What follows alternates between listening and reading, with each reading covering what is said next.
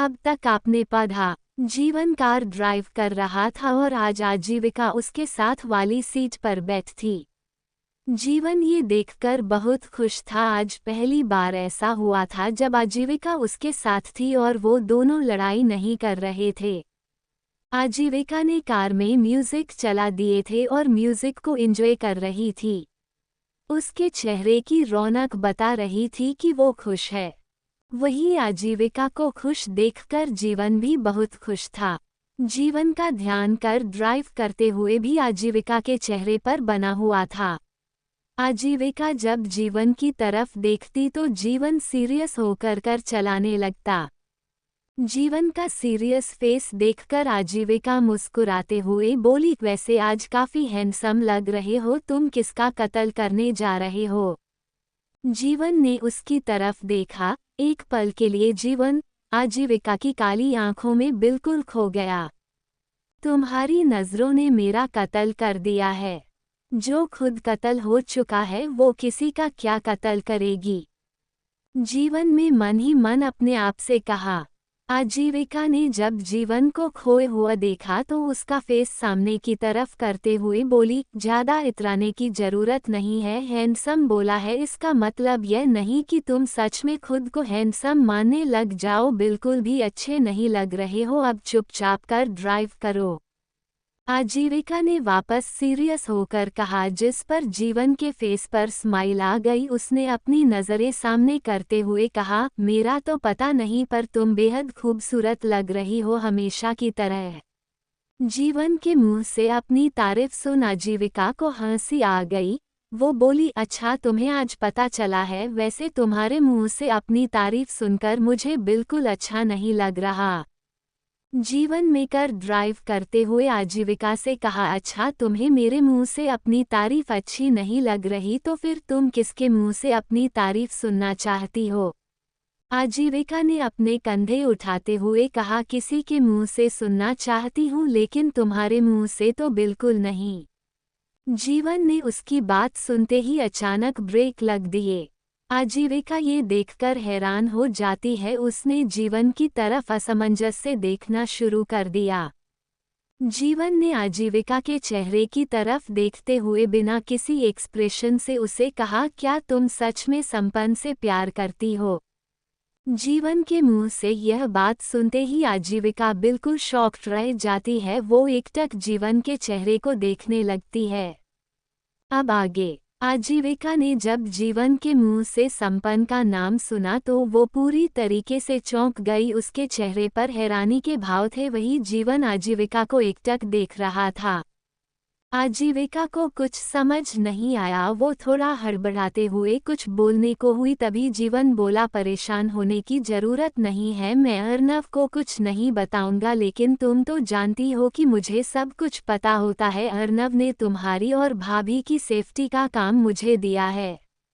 आजीविका को कुछ समझ नहीं आया। उसने जीवन से कहा, मुझे नहीं पता अभी मैं ये सब बातें कैसे बताऊं, लेकिन भाई को तुम जानते हो, किसी भी अनजान के बारे में अगर मैंने उन्हें बताया तो वो गुस्सा हो जाएंगे। संपन्न के बारे में अभी उन्हें कुछ पता भी नहीं होगा और मैं अभी कंफर्म भी नहीं हूं कि संपन्न को मुझे प्यार है या नहीं। आजीविका की बातें सुनकर जीवन का दिल जोर जोर से धड़क रहा था। उसने आजीविका की तरफ देखते हुए कहा, क्या तुम सच में उससे प्यार करती हो? ये बोलते हुए जीवन का गला भर आया था, लेकिन उसने अपने आप को संभाल लिया। वही आजीविका जीवन की बात सुनकर कुछ पल के लिए शांत हो जाती है और अपनी नज़रें झुका लेती है। कुछ पलों बाद आजीविका ने अपनी गर्दन हिलाते हुए कहा, हाँ मैं उससे प्यार करती हूँ। जब उसे देखा था और उसने मेरे लिए स्टैंड लिया था तभी से। जीवन में इतना सुनते ही अपनी नज़रें दूसरी तरफ कर ली और गहरी सांस लेकर अपने आँख से आंसू साफ करता है। आजीविका ने जीवन की तरफ देखा तो जीवन ने भी अपनी नज़रें वापस आजीविका की तरफ की और मुस्कुराते हुए बोला, अगर तुम सच में उसे इतना प्यार करती हो तो तुम्हें परेशान होने की ज़रूरत नहीं है। मैं तुम्हें वक्त देता हूँ, तुम उसके बारे में जानो और पता लगाओ कि क्या संपन्न भी तुमसे प्यार करता है। अगर संपन्न सच में अच्छा हुआ तो मैं अर्नव से इस बारे में बात करने की कोशिश करूँगा। जीवन की बात सुनकर आजीविका के चेहरे पर स्माइल आ गई। उसने जीवन का हाथ पकड़ लिया और अपने हाथ में लेते हुए बोली, क्या सच में तुम भाई से बात करोगे?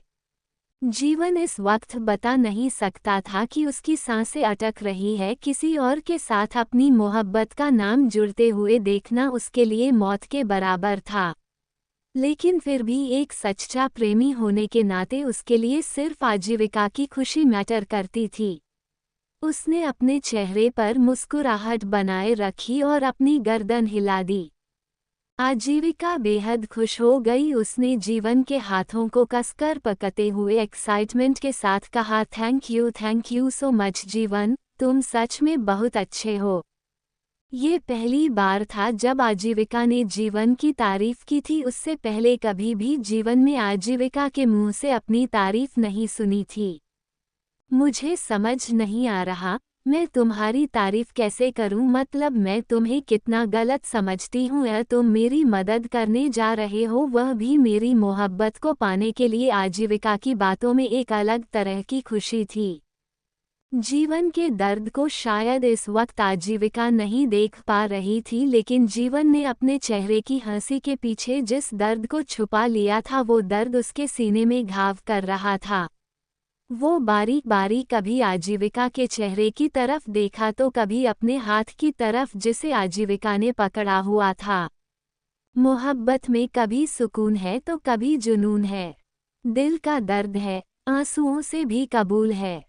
जीवन में उसकी एक्साइटमेंट देखकर मुस्कुराते हुए कहा, अब बस भी करो, बहुत हो गया, पहले संपन्न के दिल का हाल जान लो। थैंक यू और तारीफ बाद में कर लेना। वैसे तुम्हारे मुंह से तारीफ सुनकर बहुत अजीब लग रहा है। आजीविका ने वापस मुंह बनाते हुए जीवन का हाथ झटक कर छोड़ दिया। हाँ सही कहा तुमने, मैं और तुम्हारी तारीफ कर दूं ऐसा तो हो ही नहीं सकता। और वैसे भी पता नहीं क्यों मुझे भी अंदर से डीप वाली फीलिंग आती है कि संपन्न भी मुझसे प्यार करता है, और देख लेना वो बहुत जल्दी अपने प्यार का इजहार कर भी देगा। आजीविका ने अपने कंधे उचकाते हुए कहा। जीवन ने फिकी सी मुस्कुराहट के साथ कार स्टॉप की ओर यूनिवर्सिटी की तरफ बढ़ा दी। वहीं दूसरी तरफ आन्या अपने क्लासरूम में बैठी हुई थी। वहां पर आजीविका की फ्रेंड्स भी थी। आज तुम अकेली आई हो? आजीविका नहीं आई क्या? नैना बोली। आन्या ने उसकी तरफ देखकर कहा, वो आज काफी लेट हो गई थी तो मैं आ गई, वो भी पहुंचने वाली होगी। कियारा ने आन्या को देख मुस्कुराते हुए कहा, तुम लोग से सब छोड़ो, मुझे तो आन्या और मिस्टर सिंघानिया की लव स्टोरी के बारे में जानना है। आन्या ने जैसे ही ये सुना तो उसके चेहरे के एक्सप्रेशन चेंज हो गए। हाँ यार बताओ ना, क्या हुआ था, कैसे हुआ था, अर्नव ने तुम्हें कैसे प्रपोज किया? तारा बोली। आन्या ने अपना सिर हिलाते हुए कहा, हमारी कोई लव स्टोरी नहीं थी, बस शादी थी, वो भी जबरद। आन्या इससे आगे कुछ कहती तभी कोई लड़की वहां आई। उसने आन्या से कहा, मैम ये फ्लावर्स आपके लिए, आपके हस्बैंड ने भेजे हैं। आन्या ने बुके की तरफ देखा, उसके चेहरे पर हल्का गुस्सा था। बुके बेहद प्यारा था, एकदम रेड कलर के रोज, जिसने मन मोहने वाली सुगंध आ रही थी। तारा, कियारा और नैना तो मुस्कुरी देती है। वही आन्या ने उस लड़की से कहा, मैं अभी क्लासरूम में हूँ, ये सब यहाँ नहीं रख सकती, आप ले जाइए इसे। वो लड़की आन्या की बात सुन उसके सामने बुके रखते हुए बोली, मैम आपको ये बुके लेना होगा, क्योंकि मैं इसे वापस नहीं ले जा सकती हूँ, और फिक्र मत करिए, आपको कोई कुछ नहीं कहेगा। आन्या को गुस्सा आ रहा था, वो लड़की भी वहां पर बुके रखकर चली गई। वही कियारा ने आन्या को छेड़ते हुए कहा, तुम तो कह रही थी प्यार नहीं है, फिर ये रोज रोज बुके और कार्ड, ये सब क्या है आन्या? आन्या का ध्यान बुके में रखे हुए कार्ड पर जाता है। कार्ड पर कुछ लिखा हुआ था, लेकिन आन्या ने उस कार्ड को नहीं उठाया। वो अपनी सीट से खड़ी होती है और बुके को उठाकर वहां से तेजी से बाहर निकल जाती है। इसे क्या हो गया? अचानक उसकी दोस्तों ने एक दूसरे की तरफ देखते हुए कहा। वही आन्या क्लासरूम से निकालकर बाहर आती है। उसने वो बुके बाहर डस्टबिन में डाल दिया और गुस्से से उस बुके को घूरने लगी। आपकी ये नौटंकी और प्यार का नाटक मुझे आपसे प्यार नहीं करवा सकता। अगर आपको लगता है कि यह सब करके आप खुद को सही साबित कर देंगे तो आप बहुत गलत हैं मिस्टर अर्नव सिंघानिया, कहते हुए आन्या ने बुके को घूरते हुए देखा। इतना गुस्सा तुम्हारे ऊपर अच्छा नहीं लगता। तुम्हें देखकर तो लगता है जैसे चाशनी की तरह मीठी हो, इसलिए इतना गुस्सा नहीं करते बेबी डॉल। आन्या के कानों में जब ये आवाज आई तो वो पलट कर देखती है। सामने रॉकी खड़ा था जो उसे देखकर मुस्कुरा रहा था। आन्या ने जब रॉकी को देखा तो उसका उससे बात करने का कोई भी मन नहीं था, इसलिए आन्या वहां से हटकर जाने लगी। वैसे मुझे लगता है आपके हस्बैंड आपसे बहुत प्यार करते हैं, तभी तो यूनिवर्सिटी में भी आपके लिए फ्लावर भेजना और कार्ड भेजना बंद नहीं करते। वैसे मैं देखा तो सही इस कार्ड में क्या लिखा है। रॉकी ने इतना कहकर डस्टबिन से बुके निकला और उसमें लगा हुआ कार्ड उठाते हुए उसे खोलता है। आन्या के कदम रुक गए, वो उसकी तरफ पलटती है। रॉकी इससे पहले कुछ भी पढ़ पाता, आन्या ने उसके हाथ से झटके से वो कार्ड छीन लिया। रॉकी ने नजरें उठाकर उसकी तरफ देखा। आन्या ने वो कार्ड अपने हाथ में बंद करते हुए रॉकी से कहा, पति पत्नी की पर्सनल चीजों में दखलंदाजी अच्छी नहीं होती। रॉकी ने आन्या की बात सुन मुस्कुराते हुए उसकी तरफ देखा।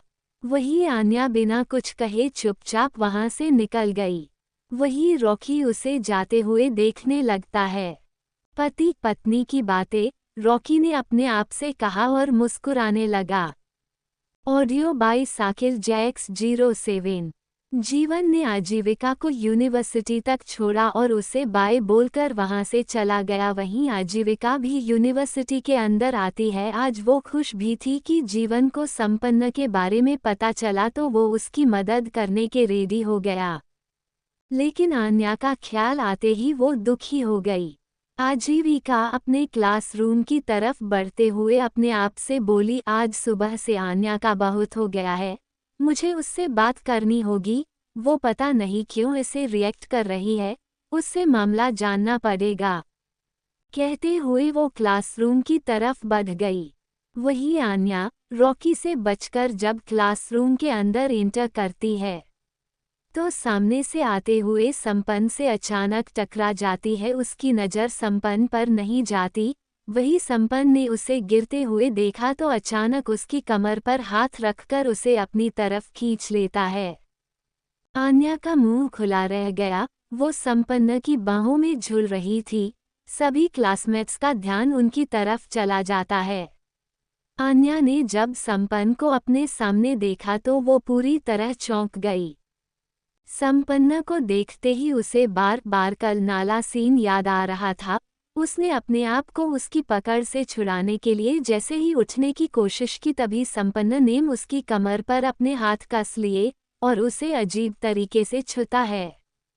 उसके छूते ही आन्या सिहर जाती है और अपनी आंखें बड़ी बड़ी करके संपन्न के चेहरे की तरफ देखने लगती है। वही संपन्न उसे देखकर मुस्कुराने लगता है। उसकी मुस्कुराहट अजीब थी। तभी उसी वक्त आजीविका भी क्लासरूम में इंटर करती है। उसने जब अपने सामने आन्या को संपन्न की बाहों में देखा तो वो बुरी तरह चौंक गई। आजीविका हैरानगी से उन दोनों को देख रही थी। वही आन्या संपन्न को घूरते हुए देख रही थी और उसके हाथों को अपने कमर से हटाने की कोशिश करने लगती है। छोड़ो मुझे, आन्या ने संपन्न को देखते हुए कहा।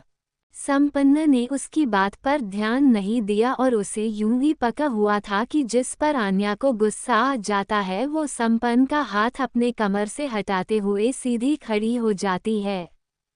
उसने संपन्न का हाथ झटक दिया और अगले ही पल उसके गाल पर एक जोरदार थप्पड़ रख देती है।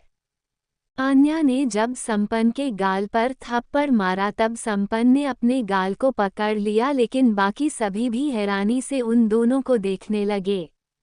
जीवन ने आजीविका को यूनिवर्सिटी तक छोड़ा और उसे बाय बोलकर वहां से चला गया। वहीं आजीविका भी यूनिवर्सिटी के अंदर आती है। आज वो खुश भी थी कि जीवन को संपन्न के बारे में पता चला तो वो उसकी मदद करने के रेडी हो गया, लेकिन आन्या का ख्याल आते ही वो दुखी हो गई। आजीविका अपने क्लासरूम की तरफ बढ़ते हुए अपने आप से बोली, आज सुबह से आन्या का बहुत हो गया है, मुझे उससे बात करनी होगी। वो पता नहीं क्यों ऐसे रिएक्ट कर रही है, उससे मामला जानना पड़ेगा। कहते हुए वो क्लासरूम की तरफ बढ़ गई। वही आन्या रॉकी से बचकर जब क्लासरूम के अंदर एंटर करती है तो सामने से आते हुए संपन्न से अचानक टकरा जाती है। उसकी नज़र संपन्न पर नहीं जाती। वही संपन्न ने उसे गिरते हुए देखा तो अचानक उसकी कमर पर हाथ रखकर उसे अपनी तरफ खींच लेता है। आन्या का मुंह खुला रह गया। वो संपन्न की बाहों में झूल रही थी। सभी क्लासमेट्स का ध्यान उनकी तरफ चला जाता है। आन्या ने जब संपन्न को अपने सामने देखा तो वो पूरी तरह चौंक गई। संपन्न को देखते ही उसे बार बार कल नाला सीन याद आ रहा था। उसने अपने आप को उसकी पकड़ से छुड़ाने के लिए जैसे ही उठने की कोशिश की तभी संपन्न ने उसकी कमर पर अपने हाथ कस लिए और उसे अजीब तरीके से छूता है।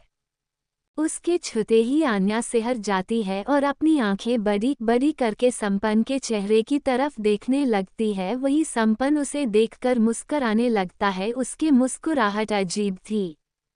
तभी उसी वक्त आजीविका भी क्लासरूम में इंटर करती है। उसने जब अपने सामने आन्या को संपन्न की बाहों में देखा तो वो बुरी तरह चौंक गई। आजीविका हैरानगी से उन दोनों को देख रही थी। वही आन्या संपन्न को घूरते हुए देख रही थी और उसके हाथों को अपने कमर से हटाने की कोशिश करने लगती है। छोड़ो मुझे, आन्या ने संपन्न को देखते हुए कहा।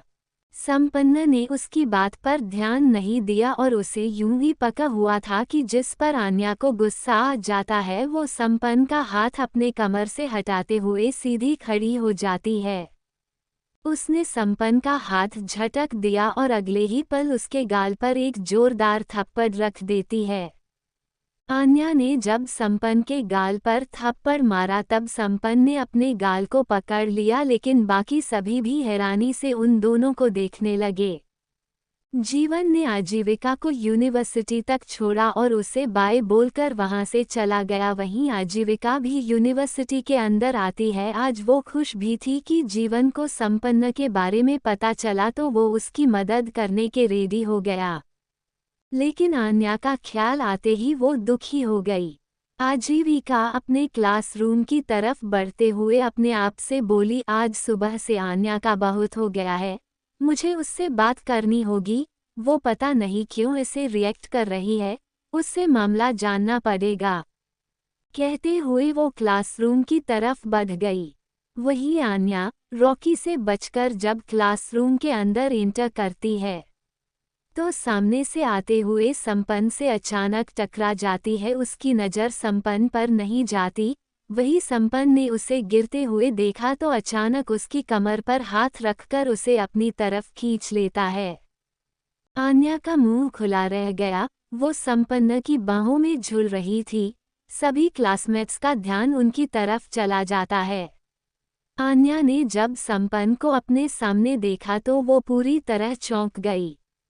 संपन्न को देखते ही उसे बार बार कल नाला सीन याद आ रहा था।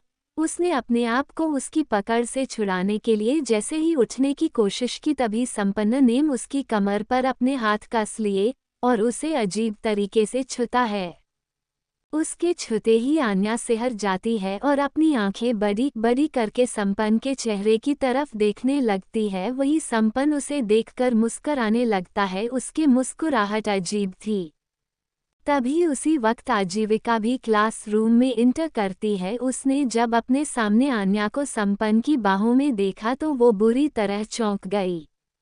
आजीविका हैरानगी से उन दोनों को देख रही थी।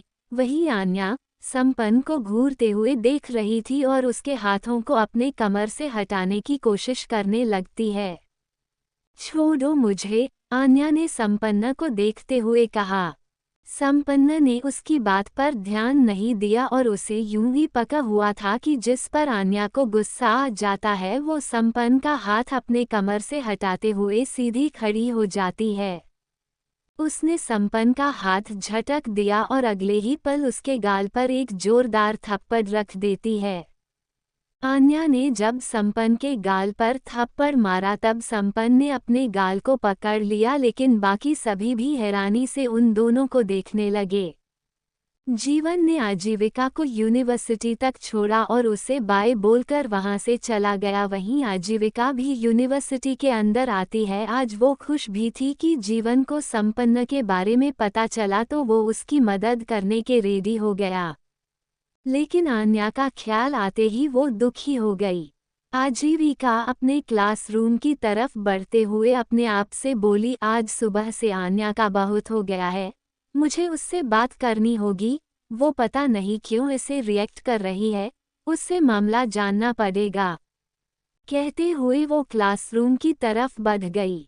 वही आन्या रॉकी से बचकर जब क्लासरूम के अंदर एंटर करती है तो सामने से आते हुए संपन्न से अचानक टकरा जाती है। उसकी नज़र संपन्न पर नहीं जाती।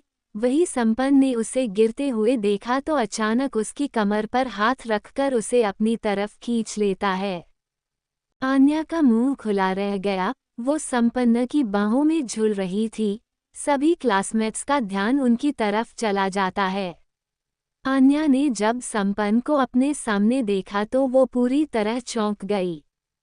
संपन्न को देखते ही उसे बार बार कल नाला सीन याद आ रहा था। उसने अपने आप को उसकी पकड़ से छुड़ाने के लिए जैसे ही उठने की कोशिश की तभी संपन्न ने उसकी कमर पर अपने हाथ कस लिए और उसे अजीब तरीके से छूता है। उसके छूते ही आन्या सिहर जाती है और अपनी आंखें बड़ी बड़ी करके संपन्न के चेहरे की तरफ देखने लगती है। वही संपन्न उसे देखकर मुस्कुराने लगता है। उसकी मुस्कुराहट अजीब थी। तभी उसी वक्त आजीविका भी क्लासरूम में इंटर करती है। उसने जब अपने सामने आन्या को संपन्न की बाहों में देखा तो वो बुरी तरह चौंक गई। आजीविका हैरानगी से उन दोनों को देख रही थी। वही आन्या संपन्न को घूरते हुए देख रही थी और उसके हाथों को अपने कमर से हटाने की कोशिश करने लगती है। छोड़ो मुझे, आन्या ने संपन्न को देखते हुए कहा। संपन्न ने उसकी बात पर ध्यान नहीं दिया और उसे यूं ही पका हुआ था कि जिस पर आन्या को गुस्सा आ जाता है वो संपन्न का हाथ अपने कमर से हटाते हुए सीधी खड़ी हो जाती है। उसने संपन्न का हाथ झटक दिया और अगले ही पल उसके गाल पर एक जोरदार थप्पड़ रख देती है। आन्या ने जब संपन्न के गाल पर थप्पड़ मारा तब संपन्न ने अपने गाल को पकड़ लिया, लेकिन बाकी सभी भी हैरानी से उन दोनों को देखने लगे। जीवन ने आजीविका को यूनिवर्सिटी तक छोड़ा और उसे बाय बोलकर वहां से चला गया। वहीं आजीविका भी यूनिवर्सिटी के अंदर आती है। आज वो खुश भी थी कि जीवन को संपन्न के बारे में पता चला तो वो उसकी मदद करने के रेडी हो गया। लेकिन आन्या का ख्याल आते ही वो दुखी हो गई। आजीविका अपने क्लासरूम की तरफ बढ़ते हुए अपने आप से बोली, आज सुबह से आन्या का बहुत हो गया है, मुझे उससे बात करनी होगी। वो पता नहीं क्यों ऐसे रिएक्ट कर रही है, उससे मामला जानना पड़ेगा। कहते हुए वो क्लासरूम की तरफ बढ़ गई। वही आन्या रॉकी से बचकर जब क्लासरूम के अंदर एंटर करती है तो सामने से आते हुए संपन्न से अचानक टकरा जाती है। उसकी नज़र संपन्न पर नहीं जाती। वही संपन्न ने उसे गिरते हुए देखा तो अचानक उसकी कमर पर हाथ रखकर उसे अपनी तरफ खींच लेता है। आन्या का मुंह खुला रह गया। वो संपन्न की बाहों में झूल रही थी। सभी क्लासमेट्स का ध्यान उनकी तरफ चला जाता है। आन्या ने जब संपन्न को अपने सामने देखा तो वो पूरी तरह चौंक गई। संपन्न को देखते ही उसे बार बार कल नाला सीन याद आ रहा था। उसने अपने आप को उसकी पकड़ से छुड़ाने के लिए जैसे ही उठने की कोशिश की, तभी संपन्न ने उसकी कमर पर अपने हाथ कस लिए और उसे अजीब तरीके से छूता है। उसके छूते ही आन्या सिहर जाती है और अपनी आंखें बड़ी बड़ी करके संपन्न के चेहरे की तरफ देखने लगती है। वही संपन्न उसे देखकर मुस्कुराने लगता है। उसकी मुस्कुराहट अजीब थी। तभी उसी वक्त आजीविका भी क्लासरूम में इंटर करती है। उसने जब अपने सामने आन्या को संपन्न की बाहों में देखा तो वो बुरी तरह चौंक गई। आजीविका हैरानगी से उन दोनों को देख रही थी। वही आन्या संपन्न को घूरते हुए देख रही थी और उसके हाथों को अपने कमर से हटाने की कोशिश करने लगती है। छोड़ो मुझे, आन्या ने संपन्न को देखते हुए कहा। संपन्न ने उसकी बात पर ध्यान नहीं दिया और उसे यूं ही पका हुआ था कि जिस पर आन्या को गुस्सा आ जाता है वो संपन्न का हाथ अपने कमर से हटाते हुए सीधी खड़ी हो जाती है।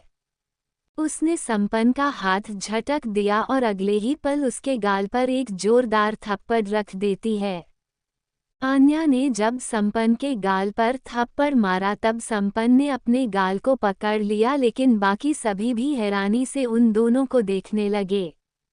जीवन ने आजीविका को यूनिवर्सिटी तक छोड़ा और उसे बाय बोलकर वहां से चला गया। वहीं आजीविका भी यूनिवर्सिटी के अंदर आती है। आज वो खुश भी थी कि जीवन को संपन्न के बारे में पता चला तो वो उसकी मदद करने के रेडी हो गया। लेकिन आन्या का ख्याल आते ही वो दुखी हो गई। आजीविका अपने क्लासरूम की तरफ बढ़ते हुए अपने आप से बोली, आज सुबह से आन्या का बहुत हो गया है, मुझे उससे बात करनी होगी। वो पता नहीं क्यों ऐसे रिएक्ट कर रही है, उससे मामला जानना पड़ेगा। कहते हुए वो क्लासरूम की तरफ बढ़ गई। वही आन्या रॉकी से बचकर जब क्लासरूम के अंदर एंटर करती है तो सामने से आते हुए संपन्न से अचानक टकरा जाती है। उसकी नज़र संपन्न पर नहीं जाती। वही संपन्न ने उसे गिरते हुए देखा तो अचानक उसकी कमर पर हाथ रखकर उसे अपनी तरफ खींच लेता है। आन्या का मुंह खुला रह गया। वो संपन्न की बाहों में झूल रही थी। सभी क्लासमेट्स का ध्यान उनकी तरफ चला जाता है। आन्या ने जब संपन्न को अपने सामने देखा तो वो पूरी तरह चौंक गई। संपन्न को देखते ही उसे बार बार कल नाला सीन याद आ रहा था। उसने अपने आप को उसकी पकड़ से छुड़ाने के लिए जैसे ही उठने की कोशिश की, तभी संपन्न ने उसकी कमर पर अपने हाथ कस लिए और उसे अजीब तरीके से छूता है। उसके छूते ही आन्या सिहर जाती है और अपनी आंखें बड़ी बड़ी करके संपन्न के चेहरे की तरफ देखने लगती है। वही संपन्न उसे देखकर मुस्कुराने लगता है। उसकी मुस्कुराहट अजीब थी। तभी उसी वक्त आजीविका भी क्लासरूम में इंटर करती है। उसने जब अपने सामने आन्या को संपन्न की बाहों में देखा तो वो बुरी तरह चौंक गई। आजीविका हैरानगी से उन दोनों को देख रही थी। वही आन्या संपन्न को घूरते हुए देख रही थी और उसके हाथों को अपने कमर से हटाने की कोशिश करने लगती है। छोड़ो मुझे, आन्या ने संपन्न को देखते हुए कहा। संपन्न ने उसकी बात पर ध्यान नहीं दिया और उसे यूं ही पका हुआ था कि जिस पर आन्या को गुस्सा आ जाता है। वो संपन्न का हाथ अपने कमर से हटाते हुए सीधी खड़ी हो जाती है। उसने संपन्न का हाथ झटक दिया और अगले ही पल उसके गाल पर एक जोरदार थप्पड़ रख देती है। आन्या ने जब संपन्न के गाल पर थप्पड़ मारा तब संपन्न ने अपने गाल को पकड़ लिया, लेकिन बाकी सभी भी हैरानी से उन दोनों को देखने लगे। जीवन ने आजीविका को यूनिवर्सिटी तक छोड़ा और उसे बाय बोलकर वहां से चला गया। वहीं आजीविका भी यूनिवर्सिटी के अंदर आती है। आज वो खुश भी थी कि जीवन को संपन्न के बारे में पता चला तो वो उसकी मदद करने के रेडी हो गया। लेकिन आन्या का ख्याल आते ही वो दुखी हो गई।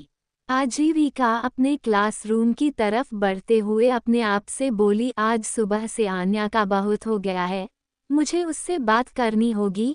वो पता नहीं क्यों ऐसे रिएक्ट कर रही है, उससे मामला जानना पड़ेगा। कहते हुए वो क्लासरूम की तरफ बढ़ गई। वही आन्या रॉकी से बचकर जब क्लासरूम के अंदर एंटर करती है तो सामने से आते हुए संपन्न से अचानक टकरा जाती है। उसकी नज़र संपन्न पर नहीं जाती। वही संपन्न ने उसे गिरते हुए देखा तो अचानक उसकी कमर पर हाथ रखकर उसे अपनी तरफ खींच लेता है। आन्या का मुंह खुला रह गया। वो संपन्न की बाहों में झूल रही थी। सभी क्लासमेट्स का ध्यान उनकी तरफ चला जाता है। आन्या ने जब संपन्न को अपने सामने देखा तो वो पूरी तरह चौंक गई। संपन्न को देखते ही उसे बार बार कल नाला सीन याद आ रहा था। उसने अपने आप को उसकी पकड़ से छुड़ाने के लिए जैसे ही उठने की कोशिश की तभी संपन्न ने उसकी कमर पर अपने हाथ कस लिए और उसे अजीब तरीके से छूता है। उसके छूते ही आन्या सिहर जाती है और अपनी आंखें बड़ी बड़ी करके संपन्न के चेहरे की तरफ देखने लगती है। वही संपन्न उसे देखकर मुस्कुराने लगता है। उसकी मुस्कुराहट अजीब थी। तभी उसी वक्त आजीविका भी क्लासरूम में इंटर करती है। उसने जब अपने सामने आन्या को संपन्न की बाहों में देखा तो वो बुरी तरह चौंक गई। आजीविका हैरानगी से उन दोनों को देख रही थी। वही आन्या संपन्न को घूरते हुए देख रही थी और उसके हाथों को अपने कमर से हटाने की कोशिश करने लगती है। छोड़ो मुझे, आन्या ने संपन्न को देखते हुए कहा। संपन्न ने उसकी बात पर ध्यान नहीं दिया और उसे यूं ही पका हुआ था कि जिस पर आन्या को गुस्सा आ जाता है वो संपन्न का हाथ अपने कमर से हटाते हुए सीधी खड़ी हो जाती है। उसने संपन्न का हाथ झटक दिया और अगले ही पल उसके गाल पर एक जोरदार थप्पड़ रख देती है। आन्या ने जब संपन्न के गाल पर थप्पड़ मारा तब संपन्न ने अपने गाल को पकड़ लिया, लेकिन बाकी सभी भी हैरानी से उन दोनों को देखने लगे। आन्या ने कुछ नहीं, जब सभी उसे देखने लगे तो अब उसे न जाने क्यों एक अजीब सा घबराहट हो रही थी। वो बिना रुके वहां से चली गई। आजीविका उसे जाते हुए देखने लगी। उसने अपने कदम संपन्न की तरफ बढ़ा दिए। संपन्न के पास आकर वो बोली, तुम ठीक तो हो संपन्न? संपन्न में बेचारी शक्ल बनाते हुए आजीविका से कहा, हाँ मैं ठीक हूँ। तुम आन्या के पास जाओ, शायद उसे मेरा बचाना पसंद नहीं आया। आजीविका उसके चेहरे को एकटक देखी है। संपन्न के गाल पर आन्या के चोट के निशान थे, लेकिन इस वक्त आजीविका का आन्या के पास जाना भी जरूरी था। आन्या कुछ सेंसिटिव है तो उसे इस तरह किसी का छूना पसंद नहीं आता, लेकिन तुम फिक्र मत करो, मैं उससे बात करती हूँ। आजीविका इतना कहकर वहां से चली जाती है। संपन्न भी आजीविका को जाते हुए देखता रहता है। फिर अचानक उसके चेहरे पर एक सार्कास्टिक स्माइल आ जाती है। वही आजीविका आन्या को ढूंढते हुए लाइब्रेरी की तरफ चली आती है, क्योंकि उसे पता था कि गुस्से में आन्या जरूर लाइब्रेरी सेक्शन की तरफ ही गई होगी। आजीविका जब वहां पहुंची तब कुछ पल ढूंढने के बाद उसे आन्या एक कोने में नजर झुकाकर बैठी हुई दिखाई देती है। आजीविका ने एक पल गवाए बगैर उसकी तरफ अपने कदम बढ़ा दिए।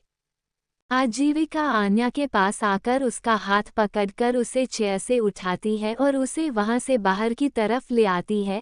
आन्या हैरानी से अपने हाथ की तरफ देख रही थी। आन्या को अपने सामने लाकर आजीविका ने उसके चेहरे की तरफ एकटक देखते हुए कहा, किस बात पर नाराज हो तुम, अब मुझे भी नहीं बताओगी? आन्या ने आजीविका की बात का कोई जवाब नहीं दिया और वहां से जाने लगी। तभी आजीविका उसकी कलाई पकड़कर उसे रोकते हुए बोली, आन्या मैं जानना चाहती हूँ, मुझे बताओ कि तुम मुझसे क्यों नाराज हो? सारी फैमिली से सब बिहेव क्यों कर रही हो? कुछ किया है क्या हमने? आन्या ने आजीविका की चेहरे की तरफ देखा और फिर अपना चेहरा उसकी तरफ करते हुए बोली, अज्जू क्या तुम्हें सच में नहीं पता या फिर तुम बहुत जल्दी भूल जाती हो? आजीविका असमंजस से उसके चेहरे की तरफ देखने लगी और बोली, मैं कुछ समझी नहीं, मैंने कुछ किया है क्या? आन्या बोली, सिर्फ तुमने नहीं, पूरी फैमिली ने किया है। मेरे साथ धोखा किया गया है, कितनी अच्छी तरीके से बेवकूफ़ बनाया है सभी ने मुझे और फैमिली का नाम लेकर, एहसानों को दिखाकर मेरी शादी मिस्टर अविनाश सिंघानिया से कर दी। आजीविका थोड़ा हड़बड़ा गई, अब उसका दिल धड़क रहा था, एक घबराहट बेचैनी उसके चेहरे पर दिखाई देने लगी। उसने आन्या के चेहरे को एकटक देखना शुरू कर दिया। क्या हुआ, अब कुछ याद नहीं आ रहा तुम्हें? कल रात तुम जीवन से क्या बातें कर रही थी, सब सुना था मैंने। मिस्टर सिंघानिया ने मुझे सिर्फ अपनी फिजिकल नीड पूरी करने के लिए शादी की है और यह बात तुम्हें पता थी, लेकिन तुमने मुझे कुछ नहीं बताया। पता नहीं क्यों सब लोगों को मेरी जिंदगी बर्बाद करने में इतना मजा आता है, पहले मेरे ही पिता ने और फिर सब मुझे ही धोखा देने में लगे हैं। क्या मैं इतनी बुरी हूँ? बताओ मैंने क्या बिगाड़ा है सभी का? तुम तो मुझे दोस्त कहती थी, अपनी बहन की तरह मानती थी, तो क्या अपनी बहन के साथ कोई ऐसा करता है? आन्या बेहद इमोशनल होकर यह सब कह रही थी। आजीविका उसकी आंखों में आंसू देखकर परेशान हो गई। उसने आगे बढ़कर आन्या का हाथ पकड़ने की कोशिश की, लेकिन आन्या ने अपना हाथ पीछे कर लिया। वो आजीविका से बोली, मैंने सिंघानिया फैमिली को हमेशा अपनी फैमिली की तरह माना, क्योंकि सभी ने मुझे इतना प्यार दिया, लेकिन मुझे नहीं पता था कि प्यार के पीछे मेरे साथ इतना बड़ा धोखा भी होगा। आजीविका अपनी गर्दन नामे हिलाते हुए बोली, आन्या तुम गलत समझ रही हो, ऐसा कुछ नहीं है। आन्या ने अपने कदम पीछे करते हुए कहा, कोई अपने मुंह से कभी झूठ नहीं कहता है अज्जू, और मैंने जो सुना है तुम्हारे मुंह से सुना है। मुझे अब इस बारे में कोई बात नहीं करनी है। आन्या ने इतना कहा और वापस लाइब्रेरी के अंदर चली गई। वही आजीविका उसे रोकने के लिए अपने हाथ बढ़ती है, लेकिन फिर कुछ सोचकर उसने वापस अपना हाथ पीछे कर लिया। आजीविका लाइब्रेरी की तरफ देखते हुए बोली, जिस बात का डर था वही हो गया। कभी नहीं चाहती थी कि तुम्हारे सामने इस तरह सच्चाई आए, लेकिन मैंने बहुत बड़ी गलती कर दी है। आई एम सॉरी भाई। वहीं दूसरी तरफ अपने केबिन में बैठा हुआ अर्नव आन्या के बदले हुए मिजाज से काफी ज्यादा बड़ा परेशान था। उसका आज किसी भी काम में मन नहीं लग रहा था। उसने अपना मन काम में लगाने की कोशिश की, पर फिर आन्या का ख्याल उसके दिलो दिमाग में छाया हुआ था। आखिर में उसने अपना मोबाइल उठाया और अपने किसी का नंबर डायल करता है। तुमने बुके दे दिया? जी सर, दिया तो था, पर क्या नमीरा? सर वो मैडम ने बुके डस्टबिन में फेंक दिया, वो बेहद गुस्से में है। शायद आपकी सिस्टर से उनकी किसी बात पर बग्स भी हुई है। आजीविका से अर्नव अचानक बोला। जी सर, उनसे ही अभी लाइब्रेरी के बाहर दोनों को देखा था। आन्या मैडम को देखकर ऐसा लग रहा था जैसे वो काफी अपसेट है और आजीविका मैम से किसी बात पर बहस कर रही है। आजीविका मैम भी काफी परेशान लग रही थी। अर्नव सामने से नमीरा की बातें सुन और ज्यादा परेशान हो गया। उसने गहरी सांस लेकर कहा, ओके ठीक है। अर्नव ने अपना काल कट कर दिया और सिर चेयर पर लगाते हुए आंखें बंद करके बोला, उफ एंजल, तुम्हारी ये नाराजगी बर्दाश्त नहीं हो रही। तू रूह में समाई है और जिस्म में उतर आई है। तेरे बिना मेरी जिंदगी फीकी सी स्याही है। शाम का समय, अर्नव का ऑफिस। आजीविका अर्नव के सामने खड़ी थी। अर्नव ने उसकी तरफ अपनी पीठ की हुई थी और अपने हाथों को आपस में बंधे हुए था। अज्जू, मुझे बताओ, यूनिवर्सिटी में तुम्हारी और आन्या की किस बात पर लड़ाई हुई थी? मुझे इस बारे में पता चला और मुझे लगता है कि आन्या के बदले हुए बिहेवियर का कारण भी शायद तुम जानती हो। अर्नव की बात सुनकर आजीविका अपनी उंगलियों को आपस में उलझाए हुए अपनी नजरें झुकाकर खड़ी थी। अचानक आजीविका रोने लगी। वो रोते हुए बोली, भाई मुझे बहुत बड़ी गलती हो गई, मुझे वो सब नहीं कहना चाहिए था। आन्या ने सब कुछ सुन लिया और उसे लगता है कि हम सब धोखेबाज हैं, हमने उसके साथ धोखा किया है। अर्नव ने जब आजीविका के मुंह से यह बातें सुनी तो उसने पलटकर आजीविका की तरफ देखा और बोला, मैं समझा नहीं, मुझे साफ साफ बताओ क्या बात है। आजीविका रोने लगी। अर्नव ने अपनी बहन को अपने सीने से लगाया और उसके माथे पर हाथ फेरते हुए बोला, अज्जू रोना बंद करो, मैं तुम्हें रोते हुए नहीं देख सकता, चाहे तुमने कितनी भी बड़ी बात बताई हो। मुझे पता है कि तुम कुछ भी जानबूझकर नहीं करती हो, बताओ क्या हुआ है। भाई वो आन्या को पता चल गया है कि आप रात में कहाँ जाते थे और आपकी फिजिकल प्रॉब्लम के बारे में। अर्नव ने आजीविका की बात सुनी तो उसने गहरी सांस लेकर आजीविका से कहा, इसका मतलब एंजल को सब कुछ पता चल गया है और इसलिए वो इस तरह बिहेवियर कर रही है। हाँ भाई, मैंने उसे समझाने की कोशिश की लेकिन वो कुछ भी समझना नहीं चाहती। ठीक है, तुम फिक्र मत करो, मैं सब कुछ संभाल लूंगा और रोना बंद करो। मैं जीवन को कह देता हूँ, वो तुम्हें घर ड्रॉप कर देगा। अर्नव ने आजीविका को अपने से दूर करते हुए उसके चेहरे की तरफ देखकर मुस्कुराते हुए कहा। आजीविका अभी भी रो रही थी और उन्होंने अपने अंगूठे से उसके आंसुओं को साफ किया और बोला, अब अगर तुमने रोना जारी रखा तो मुझसे बुरा कोई नहीं होगा। तुम जानती हो तुम्हारे भाई का गुस्सा बहुत खतरनाक है और तुम मेरी प्यारी बहन हो। आजीविका सिसकते हुए बोली, पर भाई ये सब मेरी वजह से हुआ है। अगर मैंने जीवन से इस बारे में बात नहीं की होती तो आन्या को इस बारे में कुछ भी पता नहीं चलता और वो आपसे कभी भी नाराज नहीं होती।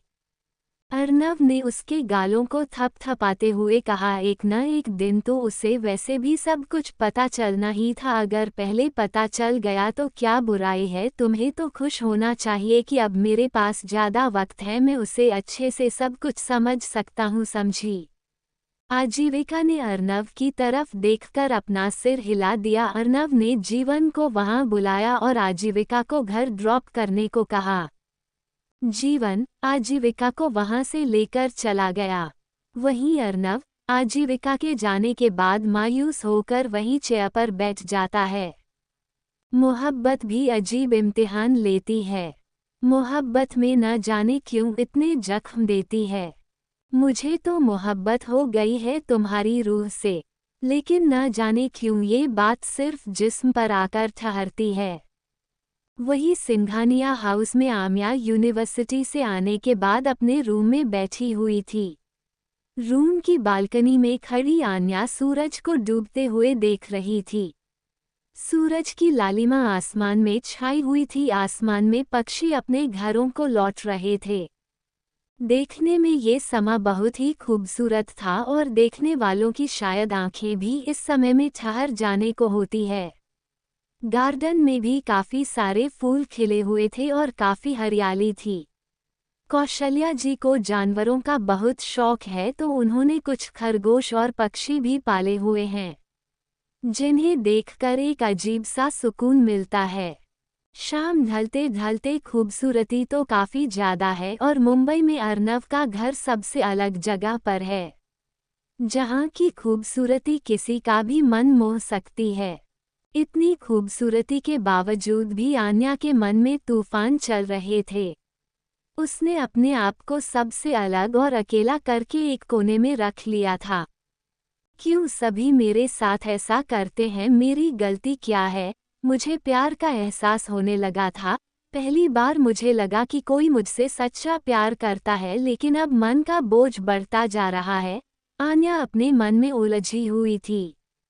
उसका दिल कह रहा था कि अर्नव एक बहुत अच्छा इंसान है, लेकिन दिमाग का रहा था कि दोबारा उसके साथ धोखा हुआ है। सभी ने उसे धोखा दिया है, प्यार के नाम पर सिर्फ धोखा।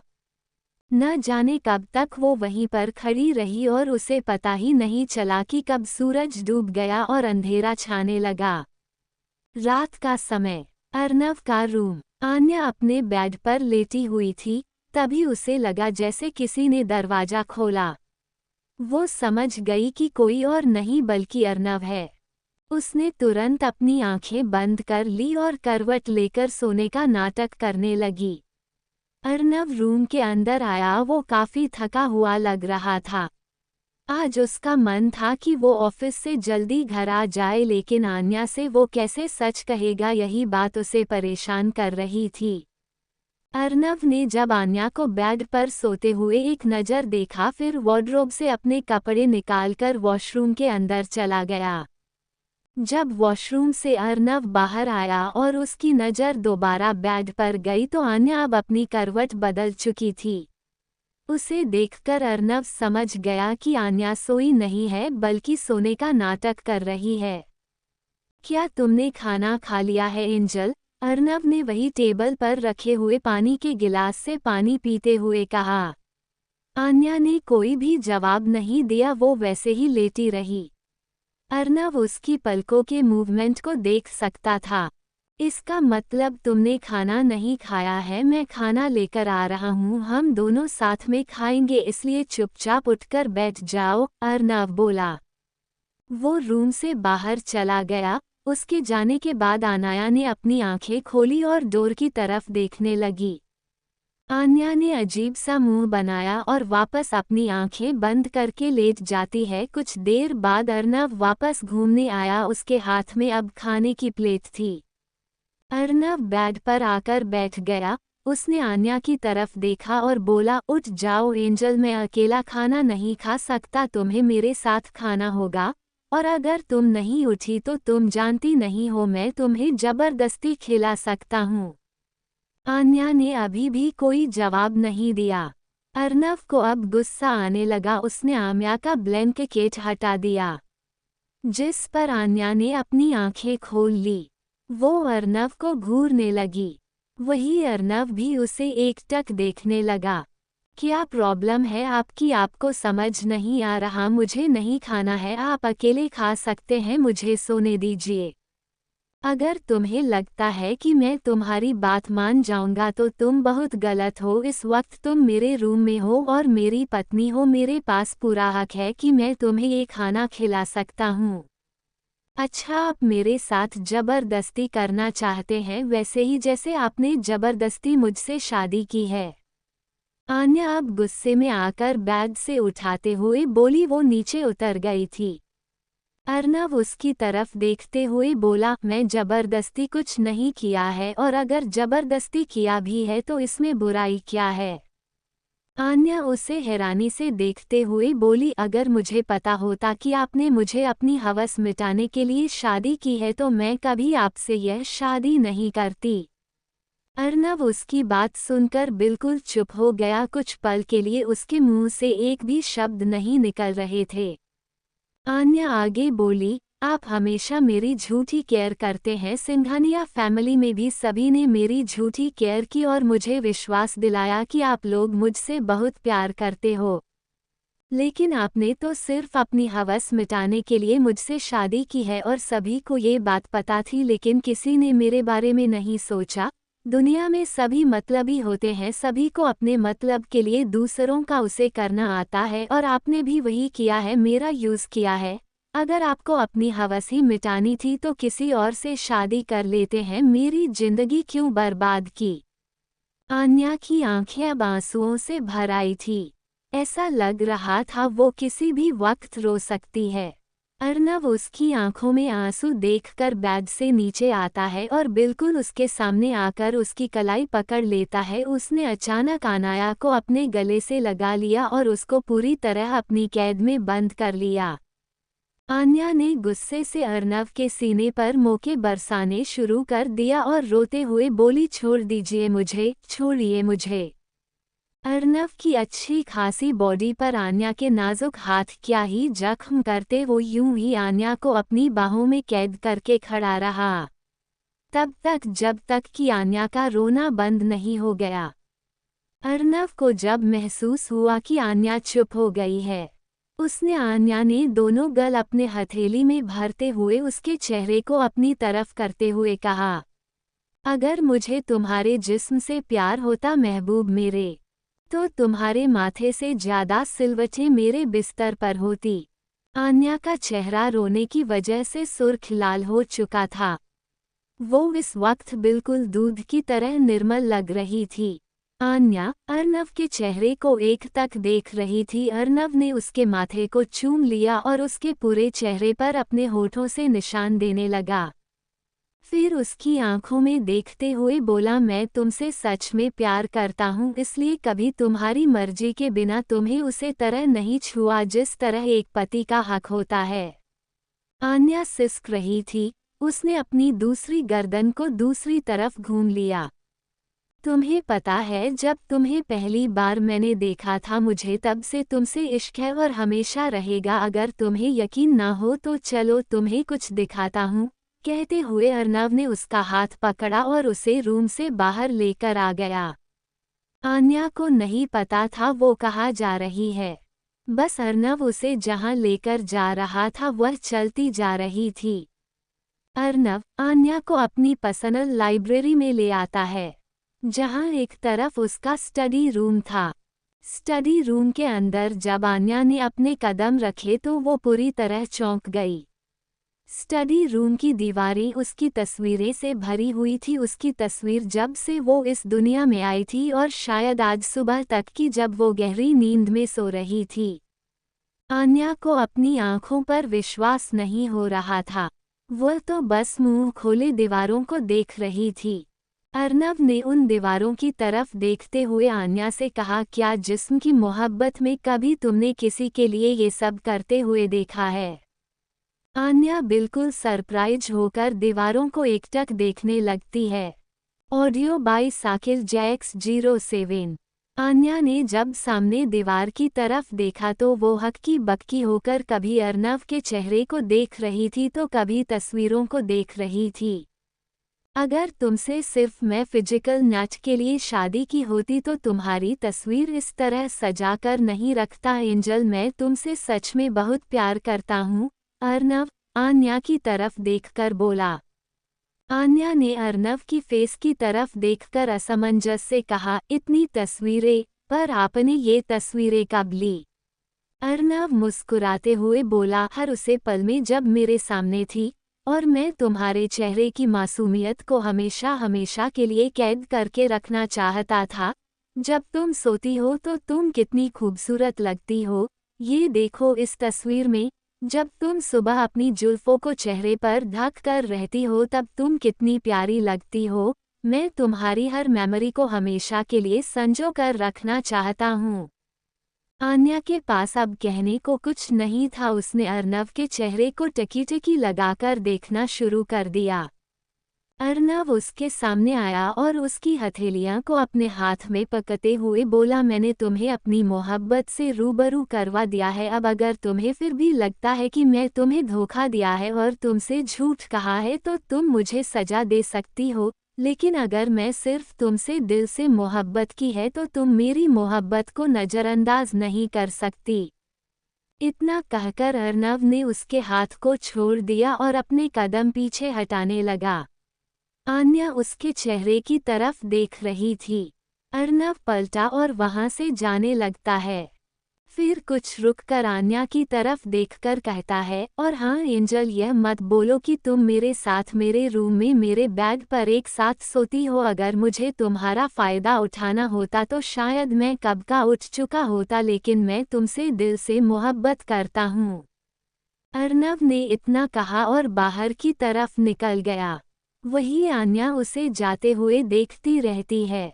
उसके कानों में अर्नव के अल्फाज गूंजने लगते हैं, मैं तुमसे सच में मोहब्बत करता हूँ। आन्या ने जब सामने दीवार की तरफ देखा तो वो हक्की बक्की होकर कभी अर्नव के चेहरे को देख रही थी तो कभी तस्वीरों को देख रही थी। अगर तुमसे सिर्फ मैं फिजिकल नच के लिए शादी की होती तो तुम्हारी तस्वीर इस तरह सजा कर नहीं रखता। एंजल, मैं तुमसे सच में बहुत प्यार करता हूँ। अर्नव आन्या की तरफ देखकर बोला। आन्या ने अर्नव की फेस की तरफ देखकर असमंजस से कहा, इतनी तस्वीरें, पर आपने ये तस्वीरें कब ली? अर्नव मुस्कुराते हुए बोला, हर उसे पल में जब मेरे सामने थी और मैं तुम्हारे चेहरे की मासूमियत को हमेशा हमेशा के लिए कैद करके रखना चाहता था।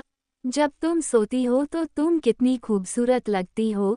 ये देखो इस तस्वीर में, जब तुम सुबह अपनी जुल्फों को चेहरे पर ढक कर रहती हो तब तुम कितनी प्यारी लगती हो। मैं तुम्हारी हर मेमोरी को हमेशा के लिए संजो कर रखना चाहता हूँ। आन्या के पास अब कहने को कुछ नहीं था। उसने अर्नव के चेहरे को टकी-टकी लगाकर देखना शुरू कर दिया। अर्नव उसके सामने आया और उसकी हथेलियां को अपने हाथ में पकड़ते हुए बोला, मैंने तुम्हें अपनी मोहब्बत से रूबरू करवा दिया है। अब अगर तुम्हें फिर भी लगता है कि मैं तुम्हें धोखा दिया है और तुमसे झूठ कहा है तो तुम मुझे सजा दे सकती हो, लेकिन अगर मैं सिर्फ तुमसे दिल से मोहब्बत की है तो तुम मेरी मोहब्बत को नज़रअंदाज नहीं कर सकती। इतना कहकर अर्नव ने उसके हाथ को छोड़ दिया और अपने कदम पीछे हटाने लगा। आन्या उसके चेहरे की तरफ देख रही थी। अर्नव पलटा और वहां से जाने लगता है। फिर कुछ रुककर आन्या की तरफ देखकर कहता है, और हाँ एंजल, यह मत बोलो कि तुम मेरे साथ मेरे रूम में मेरे बेड पर एक साथ सोती हो। अगर मुझे तुम्हारा फ़ायदा उठाना होता तो शायद मैं कब का उठ चुका होता, लेकिन मैं तुमसे दिल से मोहब्बत करता हूँ। अर्नव ने इतना कहा और बाहर की तरफ निकल गया। वही आन्या उसे जाते हुए देखती रहती है। उसके कानों में अर्नव के अल्फाज गूंजने लगते हैं, मैं तुमसे सच में मोहब्बत करता हूँ। आन्या ने जब सामने दीवार की तरफ देखा तो वो हक्की बक्की होकर कभी अर्नव के चेहरे को देख रही थी तो कभी तस्वीरों को देख रही थी। अगर तुमसे सिर्फ मैं फिजिकल मैच के लिए शादी की होती तो तुम्हारी तस्वीर इस तरह सजा कर नहीं रखता एंजल। मैं तुमसे सच में बहुत प्यार करता हूँ, अर्नव आन्या की तरफ देखकर बोला। आन्या ने अर्नव की फेस की तरफ देखकर असमंजस से कहा, इतनी तस्वीरें, पर आपने ये तस्वीरें कब ली? अर्नव मुस्कुराते हुए बोला, हर उसे पल में जब मेरे सामने थी, और मैं तुम्हारे चेहरे की मासूमियत को हमेशा हमेशा के लिए कैद करके रखना चाहता था। जब तुम सोती हो तो तुम कितनी खूबसूरत लगती हो, ये देखो इस तस्वीर में। जब तुम सुबह अपनी जुल्फों को चेहरे पर ढक कर रहती हो तब तुम कितनी प्यारी लगती हो। मैं तुम्हारी हर मेमोरी को हमेशा के लिए संजो कर रखना चाहता हूँ। आन्या के पास अब कहने को कुछ नहीं था। उसने अर्नव के चेहरे को टकी-टकी लगाकर देखना शुरू कर दिया। अर्नव उसके सामने आया और उसकी हथेलियां को अपने हाथ में पकड़ते हुए बोला, मैंने तुम्हें अपनी मोहब्बत से रूबरू करवा दिया है। अब अगर तुम्हें फिर भी लगता है कि मैं तुम्हें धोखा दिया है और तुमसे झूठ कहा है तो तुम मुझे सजा दे सकती हो, लेकिन अगर मैं सिर्फ तुमसे दिल से मोहब्बत की है तो तुम मेरी मोहब्बत को नज़रअंदाज नहीं कर सकती। इतना कहकर अर्नव ने उसके हाथ को छोड़ दिया और अपने कदम पीछे हटाने लगा। आन्या उसके चेहरे की तरफ देख रही थी। अर्नव पलटा और वहां से जाने लगता है। फिर कुछ रुककर आन्या की तरफ देखकर कहता है, और हाँ एंजल, यह मत बोलो कि तुम मेरे साथ मेरे रूम में मेरे बेड पर एक साथ सोती हो। अगर मुझे तुम्हारा फ़ायदा उठाना होता तो शायद मैं कब का उठ चुका होता, लेकिन मैं तुमसे दिल से मोहब्बत करता हूँ। अर्नव ने इतना कहा और बाहर की तरफ निकल गया। वही आन्या उसे जाते हुए देखती रहती है। उसके कानों में अर्नव के अल्फाज गूंजने लगते हैं, मैं तुमसे सच में मोहब्बत करता हूँ। आन्या ने जब सामने दीवार की तरफ देखा तो वो हक्की बक्की होकर कभी अर्नव के चेहरे को देख रही थी तो कभी तस्वीरों को देख रही थी। अगर तुमसे सिर्फ मैं फिजिकल मैच के लिए शादी की होती तो तुम्हारी तस्वीर इस तरह सजा कर नहीं रखता एंजल। मैं तुमसे सच में बहुत प्यार करता हूँ, अर्नव आन्या की तरफ देखकर बोला। आन्या ने अर्नव की फेस की तरफ देखकर असमंजस से कहा, इतनी तस्वीरें, पर आपने ये तस्वीरें कब ली? अर्नव मुस्कुराते हुए बोला, हर उसे पल में जब मेरे सामने थी, और मैं तुम्हारे चेहरे की मासूमियत को हमेशा हमेशा के लिए कैद करके रखना चाहता था। जब तुम सोती हो तो तुम कितनी खूबसूरत लगती हो, ये देखो इस तस्वीर में। जब तुम सुबह अपनी जुल्फों को चेहरे पर ढक कर रहती हो तब तुम कितनी प्यारी लगती हो। मैं तुम्हारी हर मेमोरी को हमेशा के लिए संजो कर रखना चाहता हूँ। आन्या के पास अब कहने को कुछ नहीं था। उसने अर्नव के चेहरे को टकी-टकी लगाकर देखना शुरू कर दिया।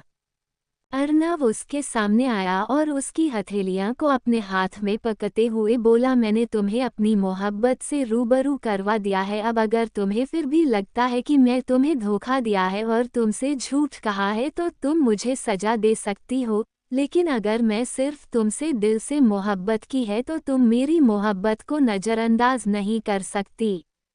इतना कहकर अर्नव ने उसके हाथ को छोड़ दिया और अपने कदम पीछे हटाने लगा। आन्या उसके चेहरे की तरफ देख रही थी। अर्नव पलटा और वहां से जाने लगता है। फिर कुछ रुककर आन्या की तरफ देखकर कहता है, और हाँ एंजल, यह मत बोलो कि तुम मेरे साथ मेरे रूम में मेरे बेड पर एक साथ सोती हो। अगर मुझे तुम्हारा फ़ायदा उठाना होता तो शायद मैं कब का उठ चुका होता, लेकिन मैं तुमसे दिल से मोहब्बत करता हूँ। अर्नव ने इतना कहा और बाहर की तरफ निकल गया। वही आन्या उसे जाते हुए देखती रहती है। उसके कानों में अर्नव के अल्फाज गूंजने लगते हैं, मैं तुमसे सच में मोहब्बत करता हूँ। आन्या ने जब सामने दीवार की तरफ देखा तो वो हक्की बक्की होकर कभी अर्नव के चेहरे को देख रही थी तो कभी तस्वीरों को देख रही थी। अगर तुमसे सिर्फ मैं फिजिकल मैच के लिए शादी की होती तो तुम्हारी तस्वीर इस तरह सजा कर नहीं रखता एंजल, मैं तुमसे सच में बहुत प्यार करता हूँ। अर्नव आन्या की तरफ देखकर बोला। आन्या ने अर्नव की फेस की तरफ देखकर असमंजस से कहा, इतनी तस्वीरें, पर आपने ये तस्वीरें कब ली? अर्नव मुस्कुराते हुए बोला, हर उसे पल में जब मेरे सामने थी, और मैं तुम्हारे चेहरे की मासूमियत को हमेशा हमेशा के लिए कैद करके रखना चाहता था। जब तुम सोती हो तो तुम कितनी खूबसूरत लगती हो, ये देखो इस तस्वीर में। जब तुम सुबह अपनी जुल्फों को चेहरे पर ढक कर रहती हो तब तुम कितनी प्यारी लगती हो। मैं तुम्हारी हर मेमोरी को हमेशा के लिए संजो कर रखना चाहता हूँ। आन्या के पास अब कहने को कुछ नहीं था। उसने अर्नव के चेहरे को टकी लगाकर देखना शुरू कर दिया। अर्नव उसके सामने आया और उसकी हथेलियां को अपने हाथ में पकड़ते हुए बोला, मैंने तुम्हें अपनी मोहब्बत से रूबरू करवा दिया है। अब अगर तुम्हें फिर भी लगता है कि मैं तुम्हें धोखा दिया है और तुमसे झूठ कहा है तो तुम मुझे सजा दे सकती हो, लेकिन अगर मैं सिर्फ तुमसे दिल से मोहब्बत की है तो तुम मेरी मोहब्बत को नज़रअंदाज नहीं कर सकती। इतना कहकर अर्नव ने उसके हाथ को छोड़ दिया और अपने कदम पीछे हटाने लगा। आन्या उसके चेहरे की तरफ देख रही थी। अर्नव पलटा और वहां से जाने लगता है।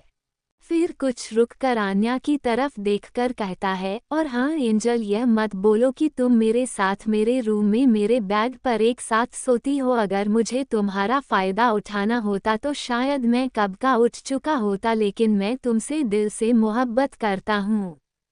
अर्नव ने इतना कहा और बाहर की तरफ निकल गया। वही आन्या उसे जाते हुए देखती रहती है।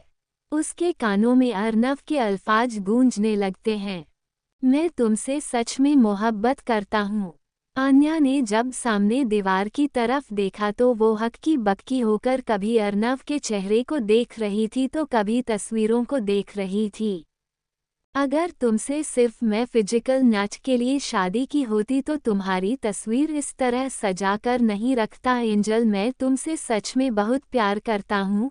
अर्नव आन्या की तरफ देखकर बोला। आन्या ने अर्नव की फेस की तरफ देखकर असमंजस से कहा, इतनी तस्वीरें, पर आपने ये तस्वीरें कब ली? अर्नव मुस्कुराते हुए बोला, हर उसे पल में जब मेरे सामने थी, और मैं तुम्हारे चेहरे की मासूमियत को हमेशा हमेशा के लिए कैद करके रखना चाहता था। जब तुम सोती हो तो तुम कितनी खूबसूरत लगती हो, ये देखो इस तस्वीर में। जब तुम सुबह अपनी जुल्फों को चेहरे पर ढक कर रहती हो तब तुम कितनी प्यारी लगती हो। मैं तुम्हारी हर मेमोरी को हमेशा के लिए संजो कर रखना चाहता हूँ। आन्या के पास अब कहने को कुछ नहीं था। उसने अर्नव के चेहरे को टकी लगाकर देखना शुरू कर दिया।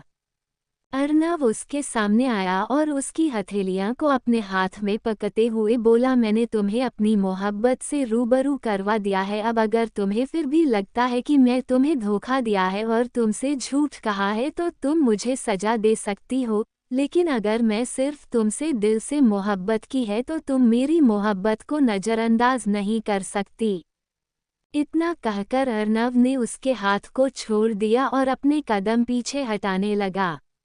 आन्या उसके चेहरे की तरफ देख रही थी। अर्नव पलटा और वहां से जाने लगता है। फिर कुछ रुककर आन्या की तरफ देखकर कहता है, और हाँ एंजल, यह मत बोलो कि तुम मेरे साथ मेरे रूम में मेरे बेड पर एक साथ सोती हो। अगर मुझे तुम्हारा फ़ायदा उठाना होता तो शायद मैं कब का उठ चुका होता, लेकिन मैं तुमसे दिल से मोहब्बत करता हूँ। अर्नव ने इतना कहा और बाहर की तरफ निकल गया।